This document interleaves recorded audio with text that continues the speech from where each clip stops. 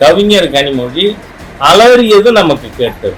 ஐயோ ஐயோ ஐயோ, பிஜேபி அதிமுக திட்டுச்சு, அதிமுக பிஜேபி அந்த மாநாக்குவை வச்சுக்கிட்டு திமுகவை என்ன பாடுபடுத்தினாங்க. இப்ப 19லேருந்து வெக்கமே இல்லாம ஒன்னா இருக்கீங்க.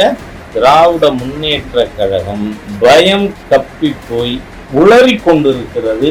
முதலமைச்சருக்கு தன் அமைச்சகத்தின் மீதும் கண்ட்ரோல் இல்லை, தமிழக அரசின் மீதும் கண்ட்ரோல் இல்லை, தன் வீட்டு மேலேயும் கண்ட்ரோல் இல்லை. கதவு துவாரத்தின் வழியா எடுத்த வீடியோ மாத்திரம் வெளிவராமல் இருந்திருந்தால் இந்த வழக்கு இத்தனை நேரம் ஊத்தி மூடி இருப்பான். Because the chief minister is not serious about his own duty. முதலமைச்சர் அவர்கள் வீடு தேடி வரும் அரசுன்னு சொல்லி உங்களுடன் ஸ்டாலின் அப்படிங்கிற திட்டம் இது அரசாங்கத்தோடு தாராளமாக முதலமைச்சர் போகட்டும், வீடு வீடா போகட்டும், அந்த நிலையில் தான் இன்னைக்கு திமுக வந்திருக்கு. அதுல எங்களுக்கு ஆட்சேபனை இல்லை. ஆனால் அந்த திட்டத்தில் திமுக உறுப்பினர்கள் சேர்க்கப்படுகிறது என்று காலையிலிருந்து எனக்கு பல தொலைபேசி அழைப்புகள் வந்திருக்கு. அரசு பணத்துல அரசு திட்டம் எவ்வளவுதான் சுரண்டுவீங்க? இன்னும் அரசு பணத்தை கட்சிக்கு வீட்டுக்கு சுரண்டுறதுல திருப்தி அடையலையா? இன்னும் தொடருமா? ஆகவே முதலமைச்சருடைய கட்சி பணிக்காக அரசு எந்திரத்தை பயன்படுத்துவது, அரசு செலவு செய்து விளம்பரங்கள் செய்திருக்கின்ற சூழ்நிலையில் மிகவும் வன்மையாக கண்டிக்கத்தக்க ஒரு செயலாகும்.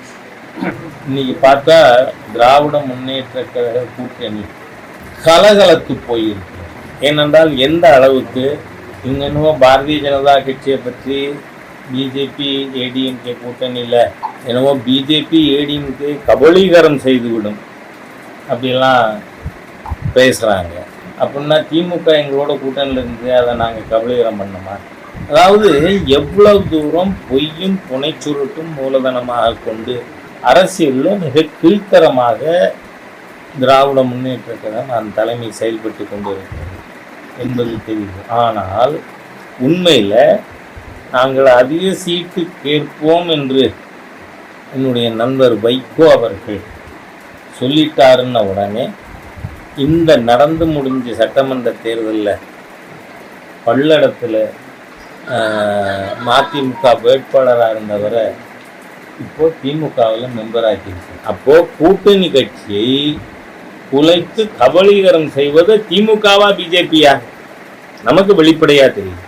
ஏன்னா நீங்களும் எங்களோட இருந்தீங்க 5 வருஷம் கூட்டணி. நாங்கள் ஒன்றும் திமுகவை உடைத்து கபலீகரம் செய்யலையே. அப்போ எப்படி ஏடிஎம்கே பண்ணும் பிஜேபின்னு பேசுறது பயம் கப்பி கொண்டு இருக்கிறது. மாண்புமிகு உள்துறை அமைச்சர் அமித்ஷா அவர்கள் சென்னைக்கு வந்ததுக்கு முன் வந்ததுக்கு பின் அப்படின்னு இன்னைக்கு தமிழ்நாடு அரசியல் மாறி இருக்கிறது. ஏனென்றால் தேசிய ஜனநாயக கூட்டணி விஸ்தாரணம் செய்யப்பட்டு அகில இந்திய அண்ணா திராவிட முன்னேற்ற கழகம் அதில் இணைந்த 6 மணி நேரத்திற்குள்ளாக இந்த பக்கத்து தொகுதியில் பாராளுமன்ற உறுப்பினராக இருக்கிற கவிஞர் கனிமொழி அலறியது நமக்கு கேட்டது. ஐயோ ஐயோ ஐயோ ஐயோ, பிஜேபி அதிமுக திட்டுச்சு, அதிமுக பிஜேபி. நான் கேட்குறேன், காங்கிரஸ் வெளியில் போனப்ப திரு மு கருணாநிதி அவர்கள் என்ன சொன்னார்?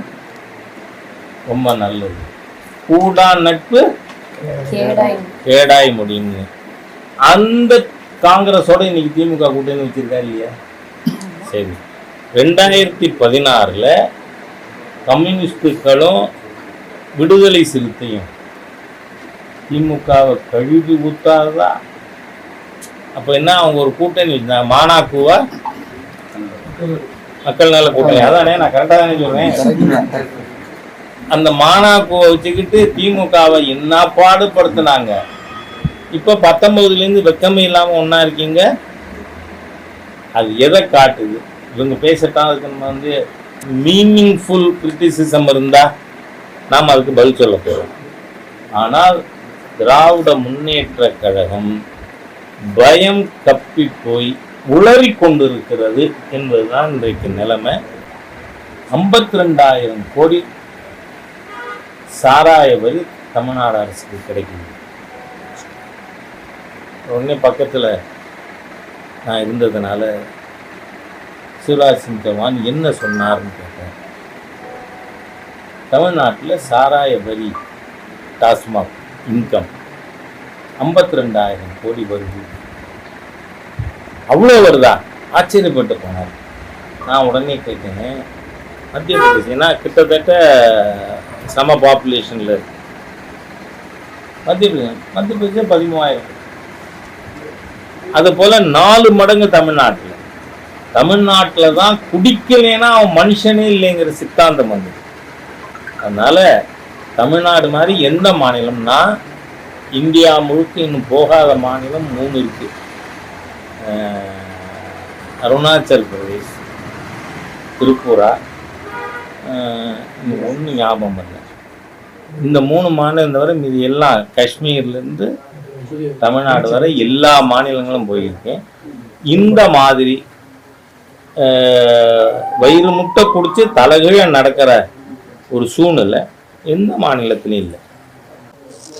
லாக்அப் டெத்துக்கு தொடர்வதற்கு என்ன காரணம்? இன்னைக்கு தமிழ்நாட்டில்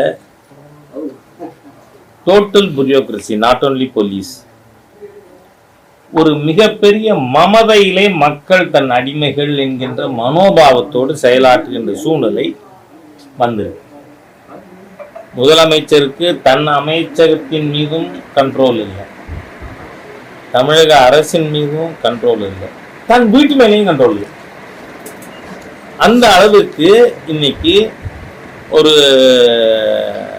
தாந்தோன்றித்தனமான நிர்வாகம், அதன் வெளிப்பாடு தான் அஜித்குமார் கொலை. ஏன்னா அஜித்குமார் கொலை செய்யப்பட்டு 2வது நாள் நான் அவர் வீட்டுக்கு போயிருந்தேன். அன்னைக்கு totally Tamil Nadu government was in denial mode. எங்களுக்கும் தெரியாது, அப்படி ஒன்று நடக்கவே இல்லை, அப்படித்தான் பேசினாங்க. ஆனால் இப்போ அந்த மடப்புறம் கோவில் எம்ப்ளாயி கதவு துவாரத்தின் வழியா எடுத்த வீடியோ மாத்திரம் வெளிவராமல் இருந்திருந்தால் இந்த வழக்கு இத்தனை நேரம் ஊற்றி மூடியிருப்பாங்க. Because the chief minister is not serious about his own duty. நம்ம தமிழ்நாட்டுக்கு இப்போ ஒரு தப்பு நடக்குது, எங்க வேணாலும் நடக்கலாம்.